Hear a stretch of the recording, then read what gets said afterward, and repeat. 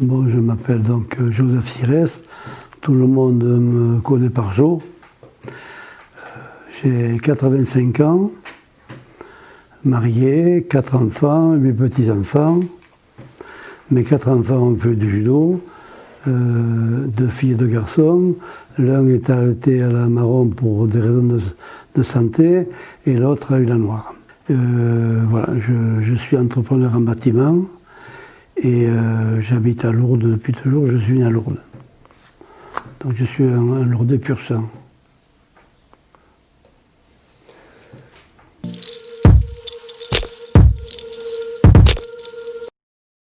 Alors j'avais 17 ans, je travaillais dans un hôtel à Lourdes, je faisais la saison dans le restaurant de l'hôtel. Et il y avait 2 frères franco-suisses qui travaillaient, l'un à la cuisine et l'autre à la réception. Et donc on est très copains, il m'avait parlé de judo. Et alors moi je lui avais dit qu'il y avait un club à Lourdes. Et donc ils ont voulu faire du judo le temps qu'ils faisaient la saison à Lourdes. Ce qui fait qu'ils m'ont embarqué avec eux et j'ai commencé le judo avec eux. Alors c'était un cours spécial puisque le club ne fonctionnait que le soir. Et là, on avait demandé au professeur de nous faire un cours pour les 3 dans l'après-midi. Alors une petite anecdote, on avait un vélo et pour gagner du temps, pour profiter au maximum du professeur qui nous avait fait un forfait, c'était payant, on avait un tiers du voyage en vélo et 2 tiers en courant à pied. Alors on s'est remplacé, on mettait le vélo de côté, celui qui arrivait derrière il le prenait et l'autre il repartait après en courant. Voilà. Et ce qui fait qu'on gagnait au moins une demi-heure toutes les après-midi pour faire du judo. Voilà. C'est l'anecdote ça. Alors, des garçons qui avaient un désir de réussir et d'approfondir qui m'ont communiqué, quoi. Et on est restés très amis parce que l'hiver qui était revenu, ils avaient, ses parents, un hôtel à la frontière franco-suisse et ils m'avaient embarqué chez eux et j'avais fait une saison d'hiver chez eux. Et puis après je suis revenu, quoi. Donc en hiver j'étais libre plus facilement qu'en été et j'ai repris contact avec le professeur de judo qui était Berthelot, premier dan, élève de Maître Kawaishi, 7e dan. Et il m'a fait faire donc la licence, qui n'est pas récente, je vous avertis.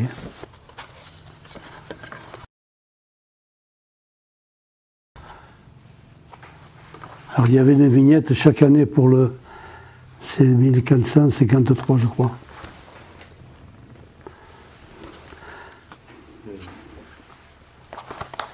Donc ce monsieur m'a enseigné le judo quelques années, parce qu'après il avait un hôtel à Lourdes, un petit hôtel. Il est reparti à Paris. Et le club est mort avec le départ de Berthelot.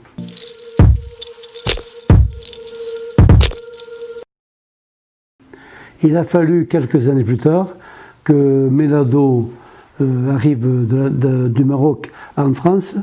Il était ceinture noire et il avait été champion du Maroc dans sa catégorie de poids, quoi. Et le président du club au Maroc est devenu président de la Fédération française de judo. Ah oui. Non, je ne sais plus comment il s'appelait, je le savais, peu importe. Et donc il a monté ce club à Lourdes, il a pris contact avec tous les anciens du club, dont je faisais partie, et nous avons monté ce club.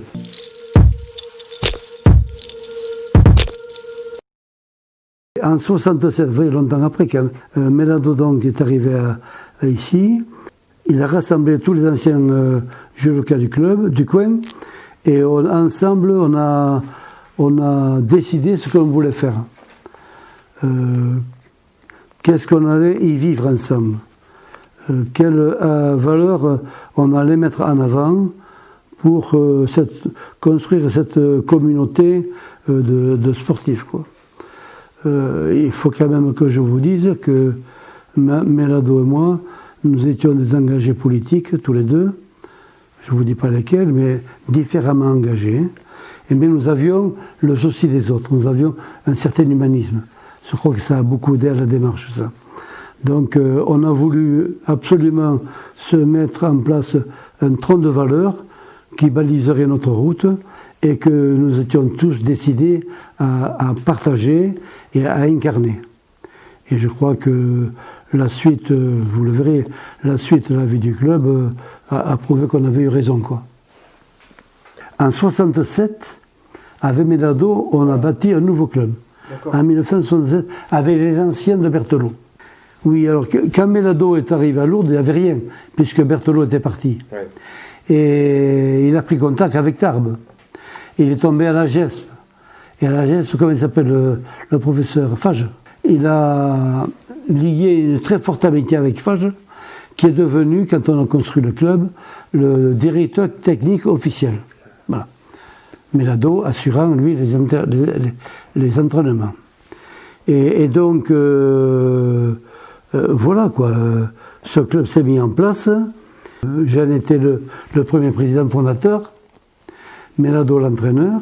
C'est là où je vous dis qu'on a mis donc, en place avec les nouveaux adhérents, les nouveaux dirigeants, un certain nombre de valeurs qu'on était décidés à respecter, quoi. Et puis on était enthousiasmés, heureux de faire ça, on aurait tout cassé, quoi. Enfin, on croyait qu'on allait tout casser, quoi. On n'a pas tout cassé, mais on en a cassé un peu quand même. Donc voilà, concernant le départ de ma vie de judoka dans la mouvance lourdaise. Voilà.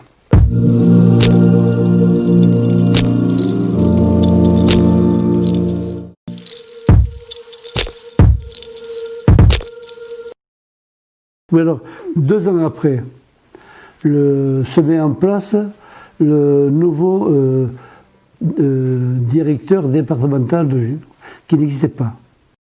Le dojo lourdais, qui venait de démarrer son club, était enthousiaste, quoi. Il n'y a rien qui l'arrêtait, quoi. Il s'est engagé à ce nouveau comité directeur. Et on y a eu un secrétaire, un trésorier et un vice-président. Rien que ça. C'est pas mal, quand même. Hein. Et on y est resté 15 ans comme ça. Ce comité s'est mis en place en janvier 1969. Et Loncan, il savait qu'il y avait un club qui avait démarré à Lourdes qui était dynamique. Il souhaitait avoir, dans de nouvelles recrues, quoi, dans un sang nouveau, s'attirer quelques responsables du club. Ce qu'il a fait. Et donc, il s'est adressé à moi, puis j'étais le président, et il m'a dit que ce serait bien qu'on vienne à quelques-uns pour créer ce comité et avoir surtout des membres au bureau, quoi, parce qu'il sait que des gens, ils pourraient peut-être en avoir, mais pour prendre des responsabilités en dehors du comité directeur, dans le bureau, c'est plus compliqué. Et c'est ce qui s'est trouvé, quoi. Quand on a mis en place le premier comité directeur, il n'y avait pas beaucoup de candidats pour lever la main, quoi. Alors, ce qui fait que les Lourdais se sont investis, quoi. On s'est investi à 3. Il y avait Roulion, André Roulion, Paul Ruland et Joseph Sirès. Alors l'un était trésorier du comité, l'autre était secrétaire, et puis moi j'étais vice-président, et Loncan président. Après il y avait un trésorier adjoint, un secrétaire adjoint, un autre vice-président peut-être. Il n'y avait pas que nous, quoi, je veux dire. On était au moins 7 au bureau, plus au comité directeur davantage. Au comité directeur, il y avait un représentant ou 2 par club. Donc voilà pour l'histoire du comité directeur. Et on est resté dans ce comité en situation de responsabilité pendant 15 ans. C'est déjà une petite histoire à 15 ans. Et c'est vrai que je peux le dire que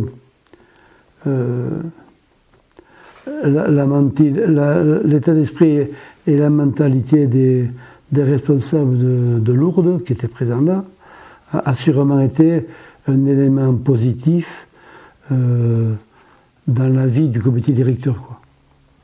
Parce que nous étions des gens ouverts, tolérants, patients, il faut le dire aussi, dynamiques, il faut le dire aussi. Et c'est sûr que ça déteint sur les autres, quoi. Même volontairement, ça l'éteint, quoi.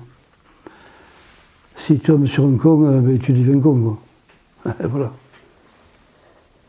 Donc voilà pour l'histoire de... Bon, après, des anecdotes, on ne va pas s'étendre sur ça, mais on avait mis en place, je ne sais pas si on appelle ça un jury ou un tribunal, pour des sanctions, quoi. Commission des sanctions, on peut appeler ça. Voilà.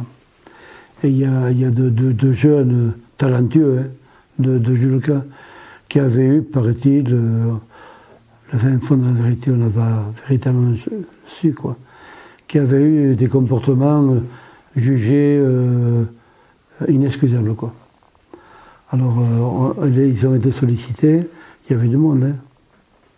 Putain, c'est affreux, quoi. Il y avait une espèce de tribune, il y avait 3 types là-haut qui faisaient les jurys, c'était affreux. Et donc, chacun disait ce qu'il avait à dire, quoi. Et moi j'ai ouvert ma gueule en disant, bon, écoutez, c'est la première fois que cette commission à se mettre en place a étudié un cas. Moi, je demande beaucoup d'indulgence pour ces 2 judokas qui,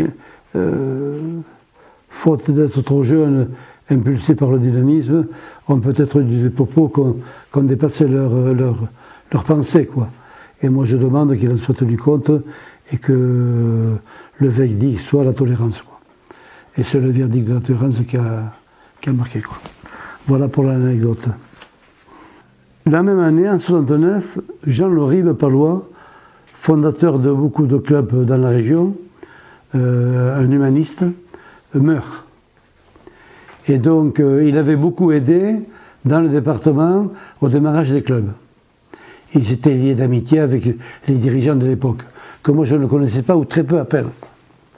Et donc, le comité directeur décide, pour honorer sa mémoire, de créer un challenge. Tu parles, on cherchait des candidats, gonflés comme on était, on lève la main, le dos lourdé, et on nous donne le challenge Loribe.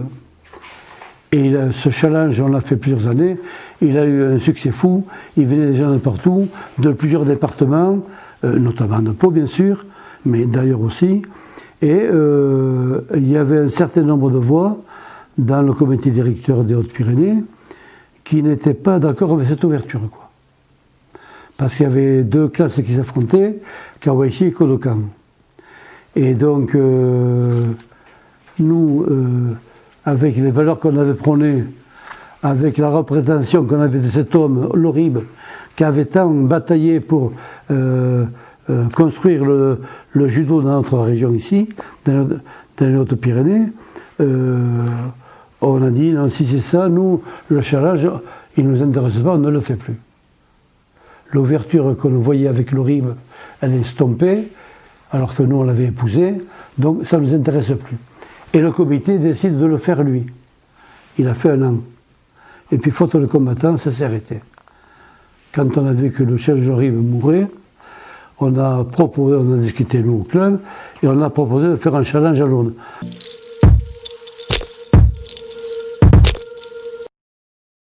Le challenge de la ville de Lourdes, ou de l'OMS, l'Office municipal des sports.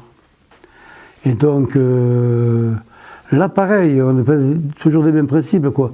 On s'est dit, pourquoi on veut ce challenge, qu'est-ce qu'on veut y défendre, qu'est-ce qu'on veut surtout ne pas y faire, et comment on va le faire. Alors on s'est dit, on était club municipal, le fait d'en faire l'OMS, on allait être aidé puisque le club était municipal, office municipal des sports, le challenge.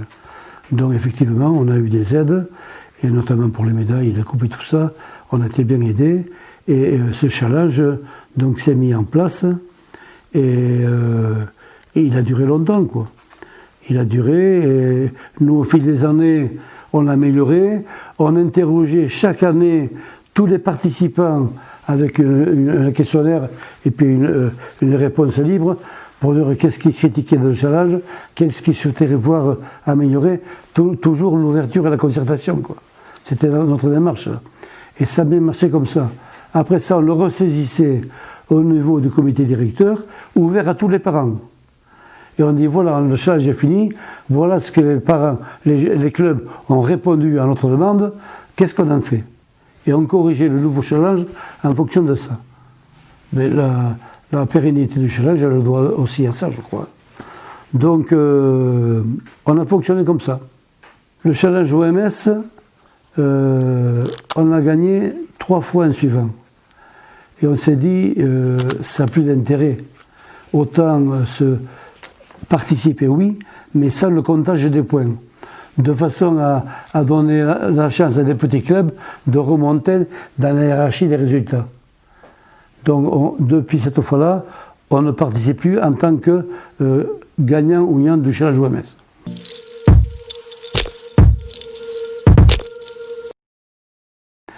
À cette période-là aussi est mort Pierre Vergès, un judoka brillant qui avait passé son premier degré de professorat de judo. Et l'année, c'est le hasard, hein, l'année qu'il devait prendre la direction technique du club, l'entraînement, à midi, que le professeur à l'époque se serait retiré, son frère passe sa ceinture noire, il a réussi l'expertise comptable et son shodan. Et son frère, professeur de judo. On était comblé, loin. Manque de poste à numéro dans la montagne, il dévie sa montagne et il se tue. Ce qui fait qu'on l'a pas eu comme professeur, quoi. Donc on a mis en place un challenge pour honorer sa mémoire. Comme c'était un garçon dynamique, joyeux, docile, brave, quoi. On a voulu un challenge qui témoignait de ça. Alors on a fait donc un challenge Pierre Vergès réservé aux ceintures noires. Voilà. Et puis, et là c'est pareil, ce challenge, il n'était pas comptabilisé au challenge OMS. C'était un trophée bien à part, distinct du challenge OMS. Donc on a fait ça jusqu'à il n'y a pas longtemps, quoi. Enfin, j'ai perdu 2 pieds avec le club, mais je crois qu'il le faut encore, quoi. Donc voilà pour la partie judo sous ma présidence. Je pense avoir dit l'essentiel.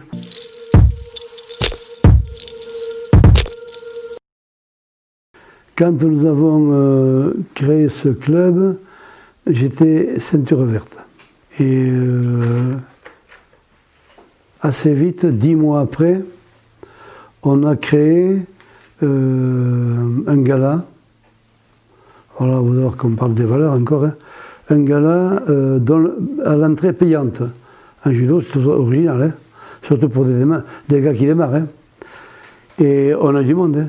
On a eu le sous-préfet, le curé, enfin, le maire. Enfin, on a toutes les personnalités du coin, quoi. Hein. Et du monde. Et donc on a fait, avec les moyens qu'on avait, une exhibition, quoi. Dont les 10 candidats classiques que prend une noire et qu'il prend en ligne, quoi. Et c'était Fage qui les avait pris, quoi. Et donc la recette de ce gala était, ça avait été dit au départ, ça, hein, en vendant les billets, était au profit de l'enfance inadoptée, la DAPI, dont le président à l'époque était M. Camino, Jean Camino. Et ce gala s'est fait avec succès. On a ramassé un peu d'argent, on a fait un chèque et on a envoyé une délégation de des petits judokas, avec 2 ou 3 dirigeants dont sûrement je faisais partie, pour l'offrir à M. Camino, qui nous avait félicité, qui nous avait remercié. Voilà. Donc voilà, et là on avait 10 mois d'existence, quoi. Alors je dis ça parce que à cette occasion-là, pendant qu'on préparait ces jeunes, Fage m'avait fait passer la ceinture bleue. Et donc, quand Melado a repris le club, officiellement, c'est lui qui m'a fait passer le marron. Mais ça, entre la bleue et la marron, il s'est passé du temps. Et comme nous étions décidés à ne pas faire payer les cotisations aux parents, on souhaitait rester, on était un peu bornés quoi, on souhaitait rester des éducateurs de judo bénévoles. Je dis éducateur judo parce qu'il n'y avait que Melado qui était noir. Moi, j'allais devenir marron, ou j'étais marron. Jeannot Cabeviel marron aussi. Et donc on était trois à se partager les entraînements. Et ça a duré 10 ans avant que je m'occupe de moi pour passer la noire. Parce qu'on était trop investis avec ces gosses, quoi. On avait du succès, on avait du monde. Et donc la primauté, pour moi, la priorité pour moi, c'était les gosses, quoi. Et c'est Mairie qui est venue au club. J'ai fait un peu l'impasse de Benzato, peu importe. Et qui m'a dit, Monsieur Sirès, vous avez du jus, je le vois bien aux entraînements, comment vous fonctionnez. Pour moi, vous avez la capacité de passer la noire. Et il m'a emmerdé jusqu'à ce que je me décide, quoi. Et donc, on a organisé ça avec Melado. Je me suis inscrit à Bordeaux parce que c'était le dernier chose qu'il y avait dans la région. Et on est parti à Bordeaux avec un copain à lui qui était cuisinier et qui est venu il avait du temps pour tenir compagnie, quoi. Un copain à Melado, communiste aussi. Et donc, à Bordeaux, je passe au Mochelan et puis je l'ai les premiers coups. Donc, ça c'était. C'est marqué là. 77. Voilà. 10 ans après. Tu le regardes ici là? Oui, oui. Voilà, 77. Voilà, donc voilà mon histoire de judoka. À 41 ans. À 41 ans.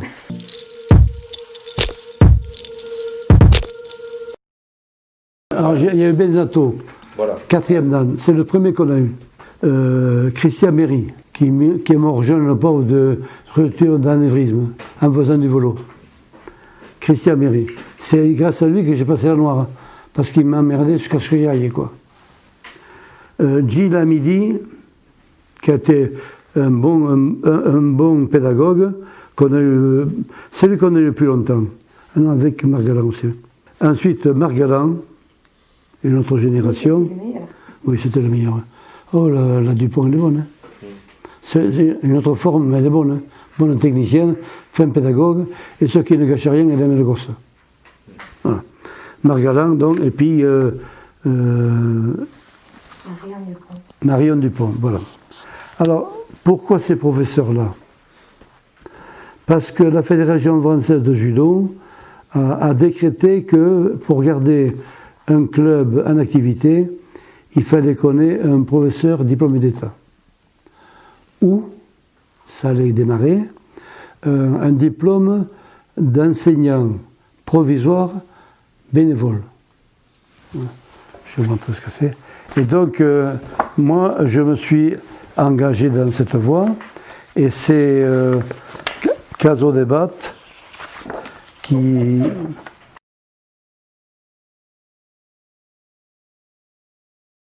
Donc, moi j'ai pris l'option avec un copain d'Arens qui venait souvent s'entraîner à Lourdes et qui voulait qu'il montait un club et dont il n'avait pas de professeur. Genza. Hein? Oui. Genza. Clément Genza, voilà. Et donc on s'est engagé là-dedans, on partait ensemble à Tarbes et on y allait tous les samedis matins pendant un an. Bravo Caso Debat. Bravo Caso Debat. Parce que nous, on ne payait rien. Hein. Et donc, tous les samedis matins pendant un an, donc, il nous a enseigné. Nous étions 5 ou 5. Et donc, ça nous a conduit donc, à cet examen à Toulouse, où on était tous admis, reçus. Bravo Caso Debat. Et ça, Caso Debat, dans le film que vous avez fait, il n'en parle pas. C'est pour ça que j'enfonce un peu le clou, parce que ce qu'il a fait est fort quand même, quoi. Il fallait le faire, parce qu'il n'était pas sans rien faire. Hein. il a pris ça en plus, quoi. Et c'est là où on est encore plus devenus amis, quoi. Parce qu'on a partagé des trucs terribles, quoi. On faisait un peu le casse-croûte le matin, pendant la mi-temps, et puis on repartait, quoi. Donc voilà. Alors ça nous a obligés donc à passer ce diplôme, ce qui fait que c'était finalement moi, Josires, qui était le garant technique de la marche du club. Voilà. Et bon, ça c'est une façon de faire, quoi. Mais c'était pas très, très logique, parce que moi j'avais une entreprise de cinquantaine de foyers, une femme, 4 gosses, des engagements. C'était se leurrer de croire que j'allais pouvoir assumer ça tout seul, quoi. Donc il fallait bien se mettre à la vie dans le milieu. Il y a même 2 autres jeunes après moi qui ont pris le sillage et qui sont devenus enseignants bénévoles aussi. Et j'étais fier de ça, quoi, parce que moi je le fais aussi pour ça, en me disant que si je faisais ça à l'âge que j'avais, pareil, ça encourage des jeunes à suivre mon exemple. Et ça c'est fait. 2 sur, après je sais pas, mais 2 sur. Et donc, comme ces 2 sur allaient plus ou moins quitter le club, se posait, depuis toujours, se posait la formation d'un jeune comme professeur diplômé d'État. Pendant toutes les années, on a essayé de susciter ça, quoi. Malgré le diplôme accessoire ou moyen comme était en exergue nous, il ne fallait pas s'arrêter à ça, quoi. Déjà au niveau de compétences, un diplôme d'État, c'est quand même une autre formation et une autre pédagogie, quoi. Et donc nous on souhaitait garantir ça pour l'avenir. Alors d'où Vergès, qui s'est tué, le pauvre. Mais il est parti de ça, lui. Encouragé par nous, il a fait cette formation. Et il avait bien brillamment réussi, hein, si c'est dommage. Donc jusqu'à ce que la fille du pont s'accroche, ça a duré 2 ans, sa formation, je crois, non ? Et réussisse son professorat d'État. Et c'est elle qui enseigne, et qui enseigne avec brio. Comme je disais tout à l'heure, elle est bien formée, elle est pédagogue, et elle aime les gosses. 3 qualités essentielles. Voilà. Alors aussi, dans un souci pédagogique, et dans un souci d'éveiller des vocations, on a toujours initié les jeunes judokas qui le voulaient à l'entraînement des plus grands, des petits. Donc il y avait toujours un grade supérieur, ceinture marron ou ceinture noire, quand c'était pas le professeur. Et les petits étaient formés par ces gens-là, quoi. On leur apprenait l'enseignement. Et puis la pédagogie.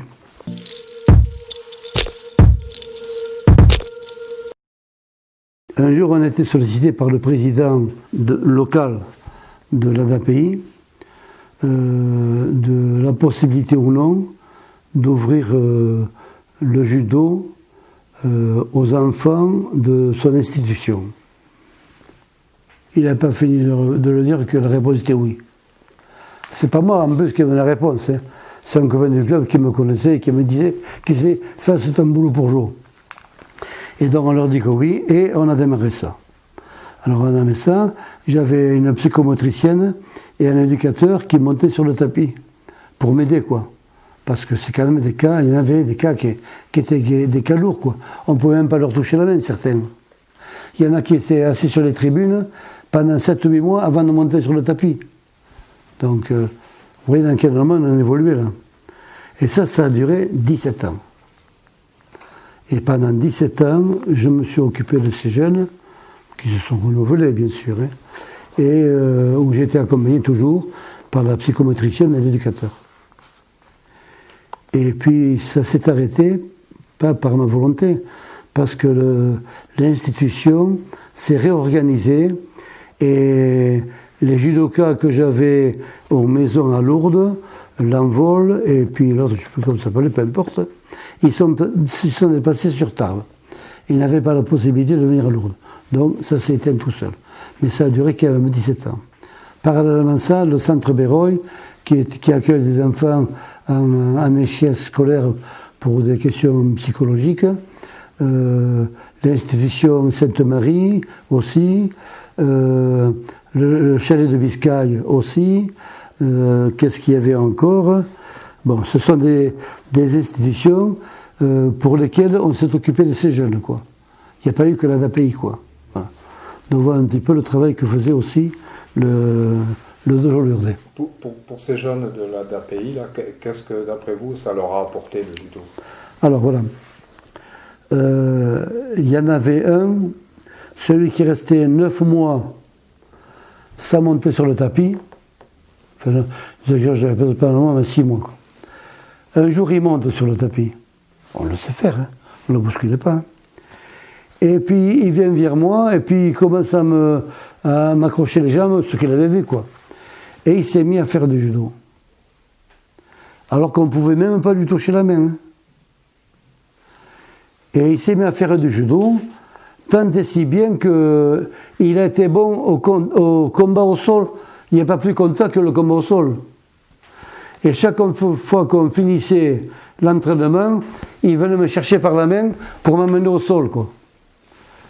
Voilà l'évolution. Il s'est humanisé. Il a repris confiance en lui. Il s'est pris en charge. Voilà. Et je dis que ça n'a pas de prix, quoi. Mais des exemples que ça, j'en ai des quantités. Je donne celui-là parce qu'il est vraiment marquant, quoi. Mais j'ai eu beaucoup de jeunes comme ça qui sont épanouis en faisant, je n'allais pas dire n'importe quoi sur le tapis, mais presque, quoi. On ne faisait pas du judo, quoi. On faisait de l'animation judo, mais encore entre guillemets, quoi. Mais ça leur faisait du bien, quoi. Déjà, le fait de sortir de l'institution, de prendre le car, de venir au club, de se déshabiller, de mettre un kimono en place, c'était plus les mêmes déjà. C'était plus les mêmes. Et ils étaient très maladroits, ils faisaient des choses qui n'avaient rien à voir avec ce qu'on leur demandait, au début. Mais après, ils s'y appliquaient, ils arrivaient à le faire, quoi. Et donc, ça veut dire quoi? Ça veut dire qu'ils finissaient par se maîtriser, quoi, à maîtriser leurs gestes et leur compréhension, quoi. Donc, moi je dis que c'est une autre forme d'apprentissage, c'est une autre forme d'humanisation, mais qui vaut la première. Hein. Parce que il y en a qui ont passé la ceinture, quand même, la ceinture jaune. Hein. Mais il a passé la ceinture jaune au bout de 2 ans, alors qu'un gosse dit normal, il le fait en 3 ou 4 mois. Quoi. Vous voyez la différence? Mais le boulot qu'on y fait n'a rien à voir. Il n'est pas quantifiable. Le boulot qu'on fait là, il n'est pas quantifiable. Il est vérifiable, mais pas quantifiable, quoi. Et je sais que les éducateurs, ils étaient satisfaits, quoi. Parce qu'ils voyaient bien le changement de comportement des enfants qu'ils avaient en charge, quoi. Et le fait d'enseigner à l'ADAPI, est-ce que ça modifiait après? Parce qu'en parallèle, vous enseignez le judo aussi au club de Lourdes avec des enfants, on va dire, normaux. Est-ce que ça a modifié un petit peu votre façon de voir les choses, d'enseigner parce que oui. il y avait de grosses différences. Ah oui, tout à fait. On en a eu 3, Bruno, Jean-Pierre et... 3. Bon. Il y en a 2 qui sont restés 5 ans au club, au cours d'Inormont. Et l'autre, il est resté 7 ans. C'est qui est pas mal quand même. Hein. Bruno, il est resté 7 ans. C'est un garçon qui avait des problèmes psychomoteurs. Il a du mal à l'exprimer, il bavait beaucoup. Il y a ça aussi, il y a l'aspect extérieur qui peut être repoussant pour certains. Quoi. Et ça aussi, il faut l'accepter. Quoi. Et donc, voilà, 2 5 ans et un 7 ans. Et ce Bruno 7 ans, la Nouvelle République avait fait une soirée de gala où on devait donner, avec des critères attribués, un nom d'un sportif méritant. Toutes les disciplines de Lourdes. Et moi, j'avais été voir les responsables, c'était Michel Corsini qui le gérait ça. Et je lui ai dit, voilà, nous, on a un gosse de l'ADAPI, il fait du judo au club depuis 7 ans, il a de grosses difficultés, physiques, hein, pas intellectuelles. Hein. Il a de grosses difficultés et il a une volonté terrible, quoi. Il ne fera rien dans sa vie sportivement. mais la volonté qu'il y met pour apprendre ce judo, beaucoup de jeunes dits normaux ne le font pas. Il m'a dit, j'en parle au comité. À l'unanimité, ils ont dit oui, quoi. Ils ont accepté, sans chercher de critères. Ils ont cherché à le sélectionner et à lui remettre un trophée. Ça, c'est encore le dojo Lourdes. Il y avait un gala à Toulouse pour les paraplégiques. L'entrée était payante pour les compétiteurs. Et le dojo Lourdes a décidé de participer. Et il a participé. On a été remerciés par le président de la commission, Maroni. Oui. Tu te rappelles, Maroni? Et il nous a félicités parce qu'on était les seuls des Hautes-Pyrénées. Alors, je pourrais ajouter le trophée jeunesse et sport, meilleure discipline, confondu, toutes disciplines connues. De la jeunesse et des sports, c'est pas rien. On a eu ce trophée du club qui a eu les meilleurs résultats dans l'année. C'était en quelle année ça 1998.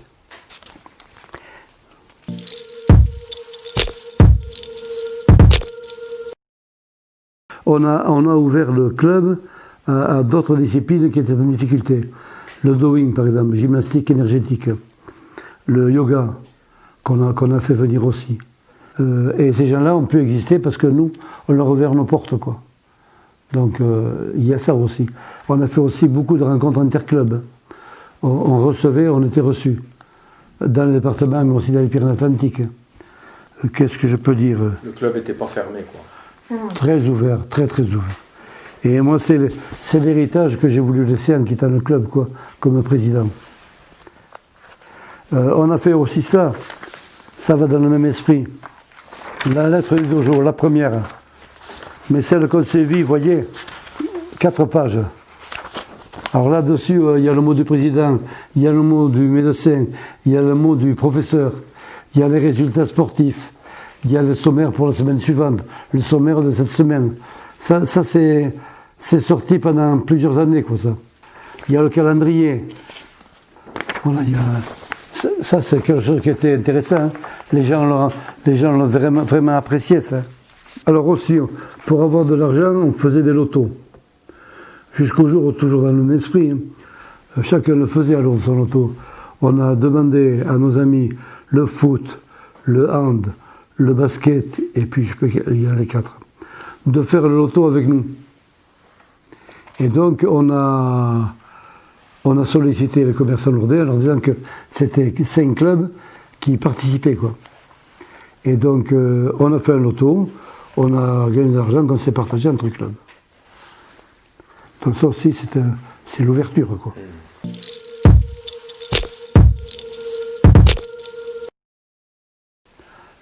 On a reçu à Lourdes l'organisation régionale de jeux repas junior.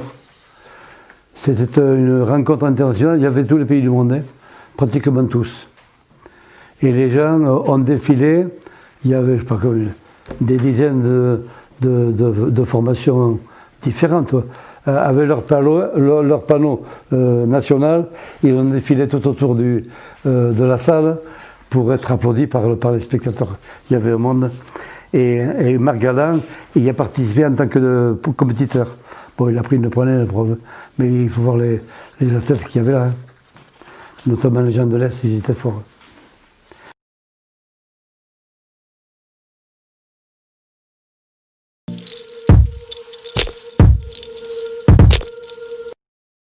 La fête départementale c'est un truc important dans l'amitié. Donc, j'avais été chercher avec la présidente du club de Cotteret. Oui, Cotteret. Hein? Martine Fauger. Voilà, ouais. On a fait ensemble, quoi. Mais ça a été une gageure parce qu'on a dit les gens, leur tour d'ivoire, et ils sont enfermés dans leur tour d'ivoire, vous allez vous y casser la dent. Eh bien, tous les clubs ont participé, toujours avec les mêmes raisons, parce qu'on l'a décidé ensemble. Et avant de faire quoi que ce soit, on s'est tout le temps où il y a l'eau de Lourdes, fixait un tronc de valeur. Et c'est ce tronc de valeur qui a balisé la route de cette fête. Il y a eu un repas, il y a une animation faite par les clubs, des spectacles, quoi, mais de belles choses qui ont été faites. Et il y a un concours de dessin sur l'union d'Ojo-Lourdes avec l'Amérique du Sud, l'Amérique espagnole, et tous les jeunes du département y ont participé. Et dans cette soirée de la fête départementale de l'amitié, on a fait venir 3 artistes peintres pour sélectionner les meilleurs dessins. Parce qu'ils le savaient au départ, les meilleurs dessins seraient faits en carte postale et en carte de vœux, ce qui a été fait d'ailleurs. Donc on a eu 3 artistes peintres et on a eu, qui a remis les récompenses, le maire de Lourdes qui était secrétaire d'État au tourisme. Donc c'est bien tombé, quoi. Hein. Et donc c'est lui qui a remis les récompenses. Voilà. Et le soir, il y a eu un repas avec 700 personnes. Et à la fin du repas, il y a eu une danse où il m'a sélectionné, lui. Mais j'avais dansé avec Martine parce qu'elle s'était fait mal, elle était plâtrée. Elle était plâtrée. Alors je l'avais fait danser dans sa chaise, avec la chaise on avait dansé tous les deux. Donc voilà, c'est un détail, c'est pas un détail, mais enfin. Et alors je vous dis, tous les clubs ont participé, alors qu'au départ, plusieurs m'ont dit, vous vous y cassez les dents. Parce qu'il y avait des histoires d'église, quoi. Hein. Les gens avaient des différends qui vivaient depuis longtemps, quoi.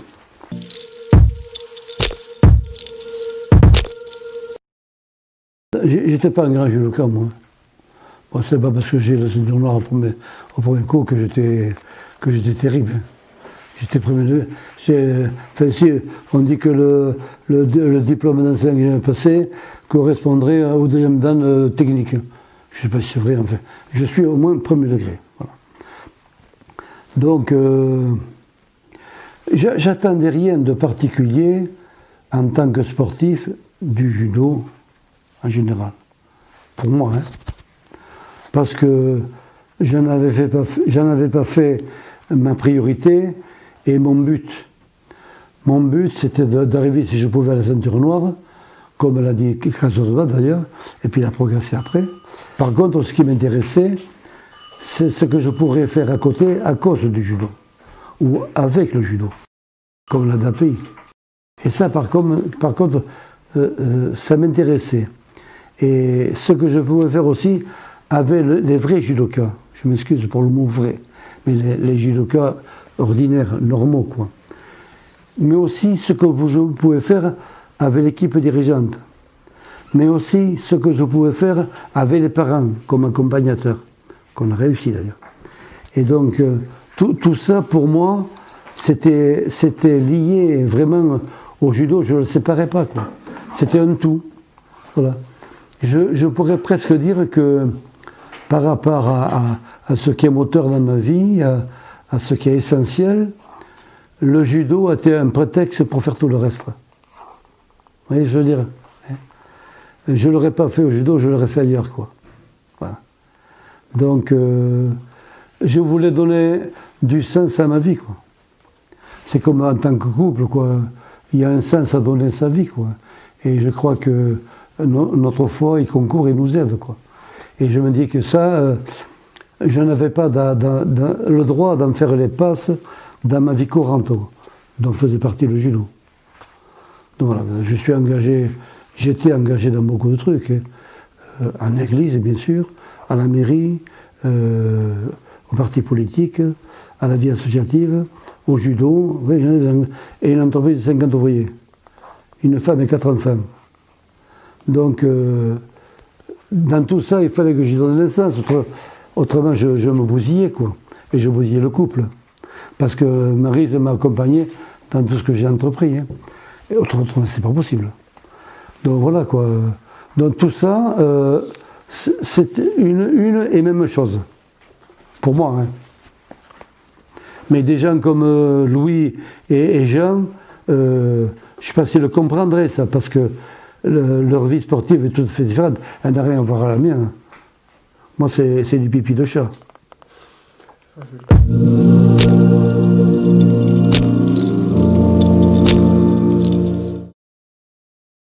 La vie associative bien comprise et bien vécue ne peut avoir que des conséquences heureuses pour tous. On y vient bien sûr par motivation commune, un projet commun que nous allons construire ensemble. La vie associative est avant tout un lieu de vie, un espace de liberté où va s'exprimer une pratique de vie commune, collégiale, où la motivation, le but commun vont être premiers,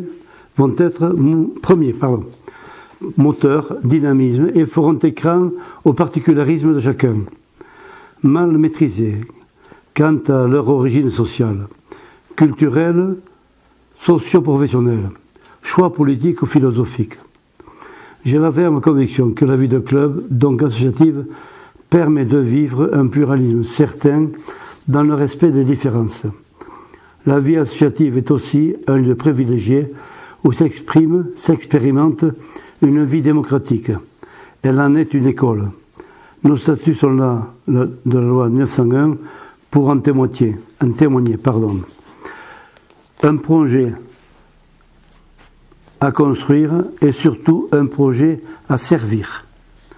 Cette notion de service est une notion démocratique qui s'oriente vers l'intérêt général, face à une société qui se laisse gagner par l'indifférence, l'individualisme, faisant fi des valeurs humaines, pourtant racines de l'humanité.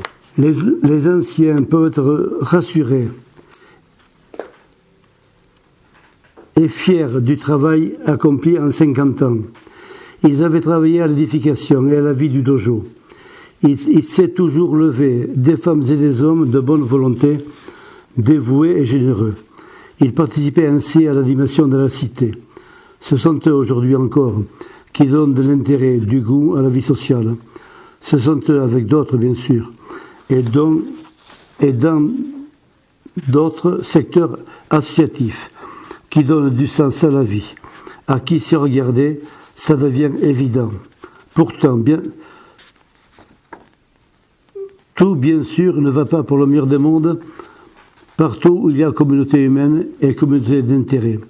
Le piège est là qui attend l'homme dans ses limites et ses faiblesses, lorsque par relâchement, lorsque ne sait pas par malheur, il s'écarte des chemins collectivement tracés, balisés par un ensemble de valeurs qui sont autant de garde-fous de l'intérêt général, qu'il se propose de servir. Alors c'est là que doit jouer le jeu de l'équipe pour amener aux objectifs communs l'ami égaré.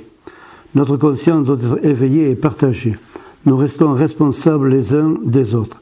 C'est ensemble que nous pouvons le mieux grandir et nous épanouir dans ces valeurs.